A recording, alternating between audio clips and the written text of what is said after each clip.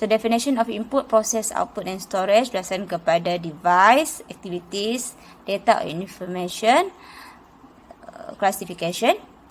So ini adalah definisi-definisi yang kamu boleh jumpa di mana-mana buku rujukan. So input adalah hardware, untuk proses device adalah central processing unit, output adalah hardware that conveys information from computer, and storage adalah hardware component that provides storage to hold data and information for future use. So kamu akan dapati definisi-definisi ini berbeza. Ada sedikit persamaan tetapi fokus dia agak berbeza. Okay, dalam aktiviti ini kalau kamu tengok dia ada definisi input, computer receive, process, performing operation, sama ada calculate, manipulate, convert or transform. Output kita ada convey information to user. Dan storage, dia ada dua activities yang berlaku, sama ada you store data atau information, dan aktiviti yang kedua adalah you retrieve again the data from the storage to be processed by the processor. Okay? Hal yang berlaku secara kamu sedar atau tidak sedar, ini adalah aktiviti-aktiviti yang sentiasa kita gunakan dalam aktiviti harian yang melibatkan komputer. Contohnya, bila kamu berada di supermarket, what happens is cashier sentiasa membuat proses pembayaran di kaunter pembayaran.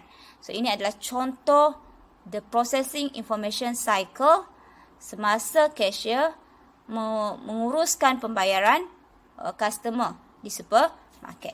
Tengok, kita ada input, kita ada process and store, dan kita ada output. So tengok input, computer receive data from user. Computer receive data from user instead of user enter data ataupun cashier enter data to the computer. Kita terus tuliskan computer yang receive data from user or from the cashier, such as barcode number, quantity and price. So, apa data yang terlibat? Barcode number, price, berapa harga dia, quantity dia, berapa banyak quantity yang dibeli. Okay. And then what is the input device? Input device dia adalah keyboard, ataupun input device dia boleh juga barcode reader. So sejurus selepas komputer menginputkan data tadi, so kita ada proses.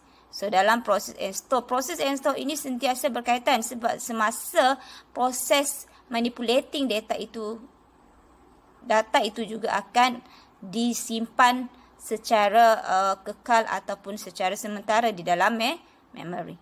Store enter data, stores enter data, dan proses yang terlibat adalah the computer computes total price for each items. Contohnya dia ada 2 kg. 2 kg harga dia 1 kg RM5. So total price untuk 2 kg adalah RM10. 1 kg RM2. So total price dia adalah RM2. Then they compute sum of all item. And then calculate change due to customer by subtracting the order total from amount received. And then store the resulting information. So selepas itu apa yang berlaku? Outputnya adalah computer prints the receipt or information. Apakah yang kita dapat? Apakah peralatan digunakan? Apakah device, output device-nya? Printer. So ini adalah contoh information processing cycle yang melibatkan aktiviti harian manusia dengan komputer. Apa lagi contoh-contoh aktiviti harian yang melibatkan komputer? Mengambil gambar, mengeluarkan duit di mesin ATM, membeli minuman, air minuman menggunakan mesin air.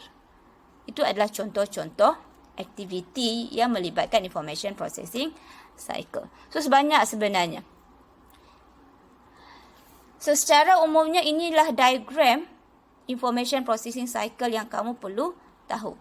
So ada input, proses, output dan juga storage. So jelas sendiri input, kalau kamu tengok diagram ni, input ini mestilah dalam bentuk parallelogram, proses dalam bentuk shape proses di dalam bentuk rectangle, dan output kita ada parallelogram. Diagram ini, shape ini adalah yang standard. So, jangan nak guna bulan, jangan nak guna shape awan, jangan nak guna shape selain daripada shape yang telah dinyatakan ini. Sebab dalam sains komputer, shape ini adalah memberi maksud yang tetap. Parallelogram